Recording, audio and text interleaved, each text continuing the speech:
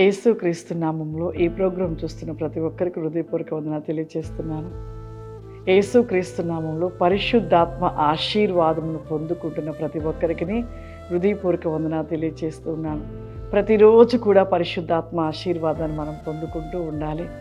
ఈరోజు పరిశుద్ధాత్మ దేవుడు మనకిస్తూ ఉన్న వాగ్దానము మత్తయి సువార్త 12వ అధ్యాయము 36వ వచనము. 36వ వచనము. నేను మీతో చెప్పినదేమనగా, మనుషులు పలుకు వ్యర్థమైన ప్రతి మాటను గూర్చియు విమర్శన దినమున లెక్క చెప్పవలసి ఉండెను.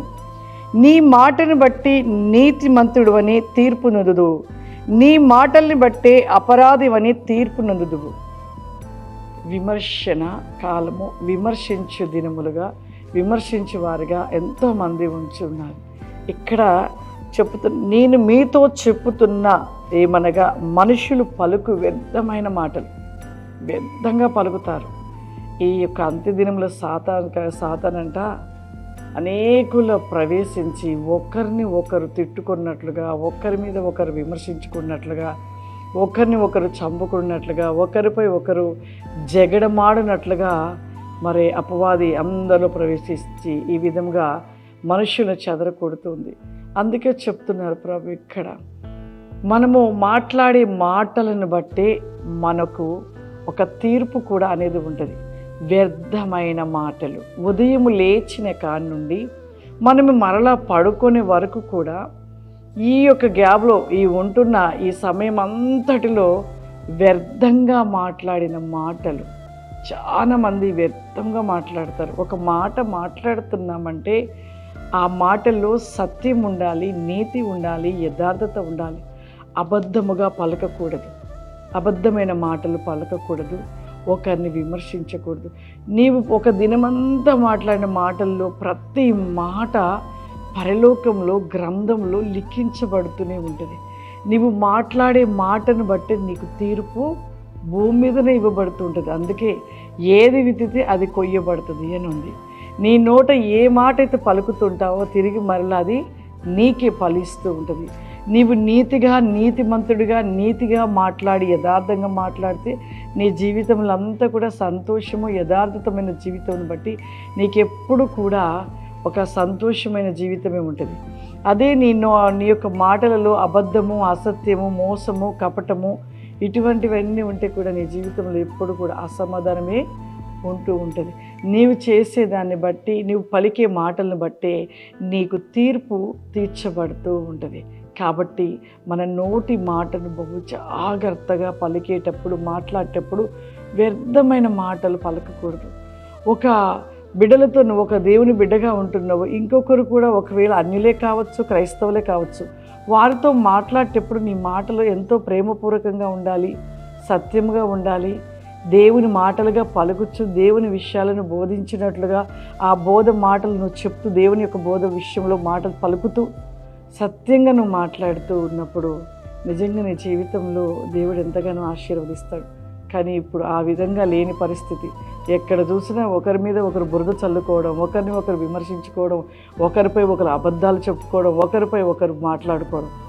ఈ మాటల వల్ల ఏం పొందుకుంటున్నాం అనేది మనం ఆలోచించలేకపోతున్నాం. ఈ మాటల వల్ల మనం పొందుకునేది ఏంటంటే, ఏం పొందుకుంటున్నాము? నరకాన్ని పొందుకుంటున్నాం, పాతాళానికి వెళ్ళే మార్గాన్ని పొందుకుంటున్నాం. అంతేకాని దేవుడిస్తున్న ఆశీర్వాదం పొందుకోలేకపోతున్నాం. దేవుడు నిన్ను ఎప్పుడు దీవిస్తాడంటే, ఎప్పుడు ఆశీర్వదిస్తాడంటే, నీ నీతి, యథార్థత, సత్యాన్ని కలిగి, ప్రేమను కలిగి, నువ్వు మాట్లాడే మాటలలో దైవికమైన మాటలు ఎప్పుడైతే నువ్వు పలుకుతావో అప్పుడు నీ జీవితంలోనికి ఆశీర్వాదం వస్తుంది. అప్పటి వరకు నీ జీవితంలో ఆశీర్వాదం రాదు. వ్యర్థముగా మాట్లాడుతున్న మాటలలో నీకు వచ్చేటి ఏంటంటే శాపాలు వస్తూ ఉంటాయి. నీకు వచ్చేటి ఏంటి అంటే శాపాలతో పాటు సమాధానము లేని స్థితిని కలిగిన జీవితముగా ఉంటూ ఉంటుంది. కాబట్టి మన జీవితంలో మనం దేవుల్లో ఉంటున్న బిడ్డలము ఒకరిని విమర్శించొద్దు, ఒకరిని అబద్ధపు మాటగా పలకొద్దు. ఒకరిని మాట్లాడే మాటలలో మనం ఏ విధంగా మాట్లాడుతున్నాం అనేది బహు జాగ్రత్తను కలిగి మనము సరి చేసుకొని, ముందు మనము సరిగా ఉన్నామో లేదో చూసుకోవాలి. ఒకరిని విమర్శించడం కాదు, అసలు మనము దేవునికి ఇష్టకరంగా ఉన్నామా, దేవుని యందు మనం భయభక్తులు కలిగి ఉన్నామా, క్రీస్తు వలె ఉన్నామా లేదనని మనను మనం పరీక్షించుకొని సరి చేసుకొని మన కుటుంబాలను రక్షించుకుంటూ మన కుటుంబాల కోసం ప్రార్థన చేసుకుంటూ మన కుటుంబాల కోసమే కాదు అనేకుల కోసం ప్రార్థన చేసేవారిగా ఉండాలి. కానీ మనము లేస్తే కొంతమంది ఉదయం మొదలు పెడితే సాయంకాలం వరకు ఎవరినో ఒకరు విమర్శించాలి, ఎవరి మీద ఒక రాయి వేయాలి, ఎవరినో ఒక మాట పలకాలి, ఎవరినో ఏదో రకంగా విమర్శిస్తూనే ఉండాలి. కొంతమంది పని ఇదే పని ఉంటుంది. పేరుకు క్రైస్తవులు మాత్రమే, కానీ ఆ క్రైస్తవులలో ఉండేది ఏంటంటే అనేకుల మీద విమర్శించే రీతిలో ఉంటారు. అనేకులు విమర్శించే వారిగా ఉంటుంటారు. క్రైస్తవులుగా ఉంటున్నాం, కానీ క్రైస్తవులుగా ఉంటూ కూడా మనం ఎలా ఉంటున్నామంటే గొర్రెతోలు కప్పుకున్న తొడేలు వలె మనం నిలిచి ఉంటూ ఉన్నాం. తొడేలు స్వభావాన్ని కలిగి ఉంటున్నాం.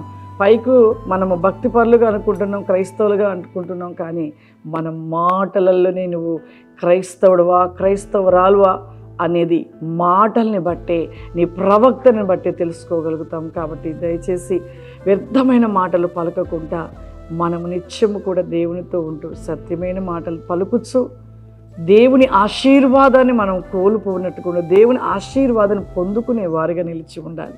ప్రార్థన చేసుకుందాం. సర్వశక్తివంతుడా, దయగల తండ్రి, నీకు వందనాలు చెల్లిస్తూ ఉన్నాను ప్రభా. పరిశుద్ధాత్ముడా, ఈ యొక్క ప్రతినేకమైన ప్రోగ్రాం చూస్తున్న ప్రతి బిడ్డని ప్రభా మీరు దీవించి ఆశీర్వదించండి నాయన. మీ ఆశీర్వాద వేగం చేత నింపండి ప్రభా. ఈ ప్రోగ్రాం చూస్తున్న ప్రతి వేగముగా ప్రభా మీ శక్తి విత్ క్రాస్ టిబా షూరిలందరి కోలరబాసి ఖావురిమా వెల్ బి గోబ్రి ఖమా స్టాండ్ బి షూబ్రి ఖబాసి ఖావురిమా వై గ్లోబికాసి ఖమాదర. పరిశుద్ధాత్మదేవ మీ ఆత్మ చేత నింపండియా. మీ అగ్ని జ్వాలలుగా మండించండి నాయన. మీ శక్తి చేత నింపమని అడుగుచున్నానయ్యా. ఈ ప్రోగ్రాం చూస్తున్న ప్రతి ఒక్కరిని ప్రభా నీ ఆత్మ కుమ్మరింపు వరివేఖరికో బాసి ఖమాందర్. నీ ఆత్మ కుమ్మరింపు ప్రతి కోరి బాసి ఖమాందర్ అస్సి ఖౌరిమ. అతి కృపాశీర్వాదములు దయచేయమని యేసుక్రీస్తు నామమున నడుచున్నాను తండ్రి. ఆమేన్. God bless you. దేవుడు మిమ్మల్ని దీవించును గాక. ఆమేన్.